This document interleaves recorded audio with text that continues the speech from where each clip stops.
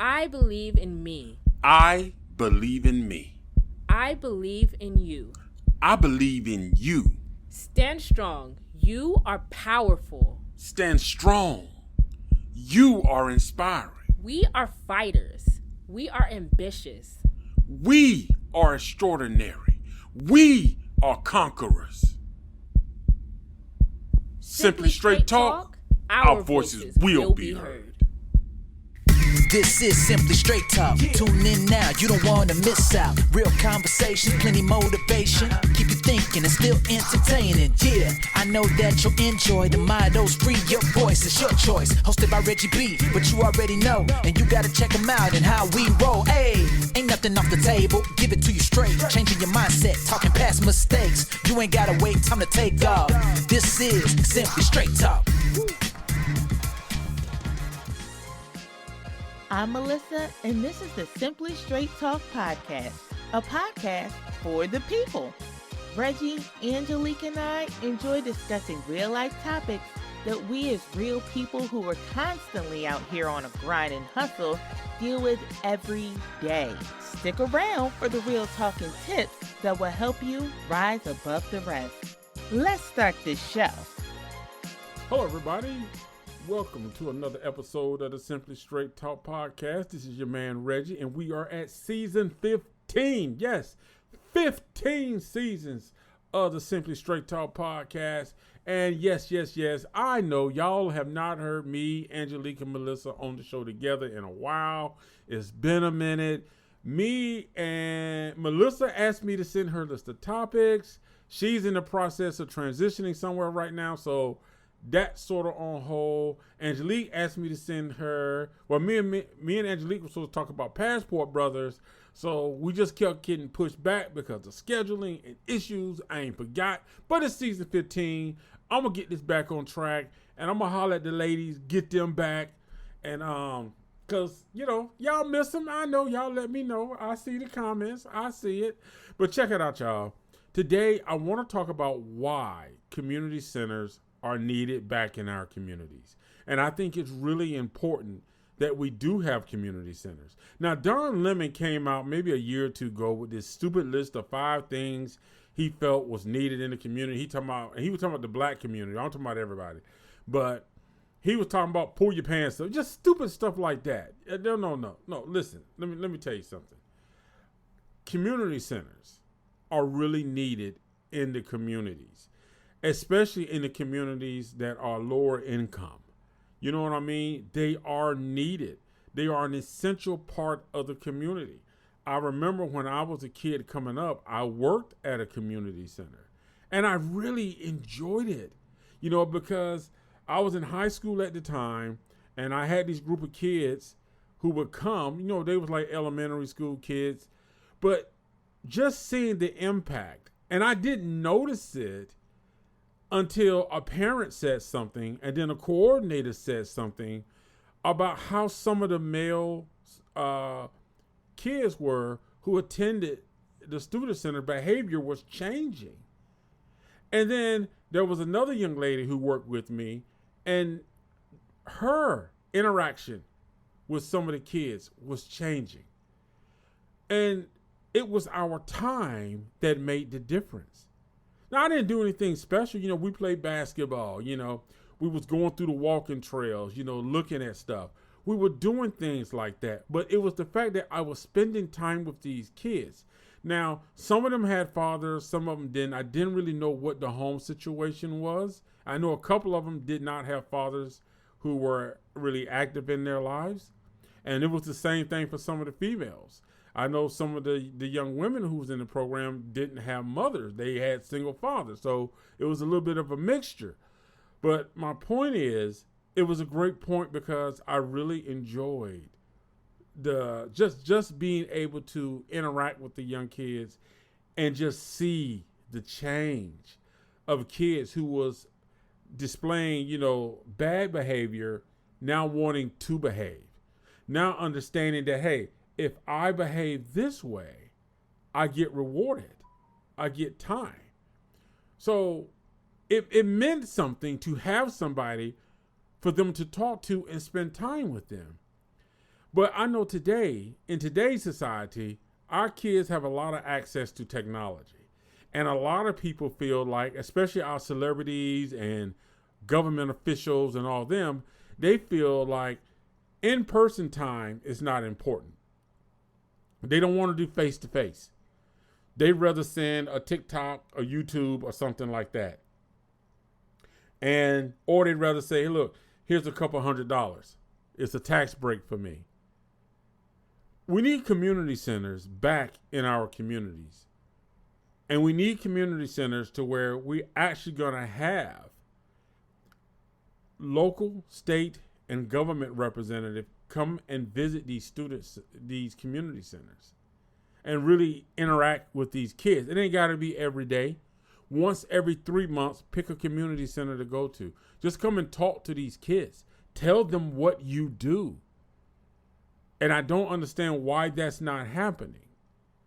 Because it's only if it's only for an hour. Come and do that. And it's to the point now to where we need community center that's going to give our kids exposure. Now, yes, our kids have technology. They got cell phones. They got the internet. So they can be exposed to different things. But if they're not guided towards the right thing they should be getting exposed to, they're not going to seek it out. Some of them just don't know. They haven't been informed. They don't know. They only know based on what's put before them. So sometimes we have to guide them. So maybe just helping our kids to understand how to use technology.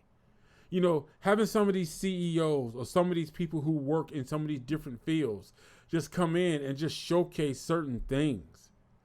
Having a community center to where there is tutoring available that expose them to different careers, to where kids are not just looking at TV and saying, I want to be an athlete, I want to be an entertainer, because that's the only way to be successful. That's the only way to achieve something in life. We need community centers that really engage the community. And right now, nobody wants to do anything to engage the community. And you wonder why we have situations like we got in Chicago and Detroit. Because nobody's engaging these communities. Everybody wants to talk to them from long distance. Nobody wants to actively engage with them. So when it gets to the point to where we have this stuff like what they're doing, not that I'm justifying it, but that they're not being shown any other option. They're not being exposed to anything else. But yet everybody says, I don't understand why they're doing this. What's the reason for this? Because nobody's engaging with these kids. Nothing in the community is showing these kids a different option. So why are we not looking to put something in the communities to get kids exposed to different things in a more positive way? Things to help guide kids. I've worked in higher education for a lot of years. And I can't tell you how many times I have spoken to kids who have actually said they are going to college and have no idea what they're doing. They have no idea about financial aid. They got no idea about the registration. They don't understand that you can go to some colleges, take courses, but those courses may not transfer to other colleges. They don't understand that at some colleges, you'll be locked in if you don't transfer by a certain time. They really don't understand the career path that they're on. You got kids who say, yeah, I'm going to take psychology. So they take psychology. So what are you going to do with that psychology degree? They don't know. Having community centers where we have psychologists come in and explain to them, okay, yeah, you got your psychology degree, but a bachelor's degree is not going to get it. You got to get your doctrines. You want to go into IT. IT is a huge field. Are you doing hardware? Are you doing software? Are you doing security tech? What are you doing?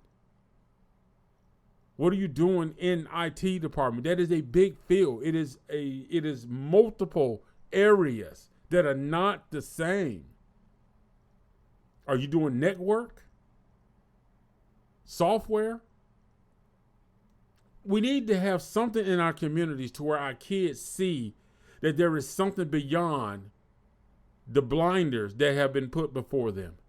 Because when the only thing you see is the streets, and the only thing you see is your parents struggling, and the only thing you see is that you're going without, and there's no exposure to anything else to show you or explain to you that there are other ways and other opportunities and other options to make things work for you, how can you get mad when they start to lash out?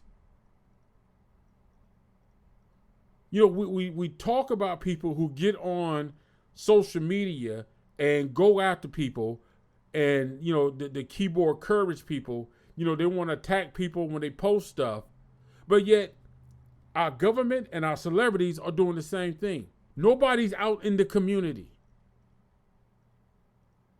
If we're not actively in the community engaging with our youth, how can you say, why are you behaving this way? This is stupid. I'm not condoning what they're doing. Then some people are blaming the parents. The parents are trying to figure out how to put food on the table, how to pay rent, how to keep the lights on. So most of the parents are working 2 to 3 jobs. So most of these kids are being forced to sort of be in adulthood by babysitting and watching. But yet nobody wants to take accountability for the fact that many of these communities have been abandoned. It's pay your taxes, pay your bills, and we don't care. It has to change. The need for a more physical presence and interaction in these communities has to come from the local, state, and federal government, and also from the people, the businesses that live around and in those communities, the CEOs, the doctors, the lawyers. These kids are not seeing anything outside of what's on TV.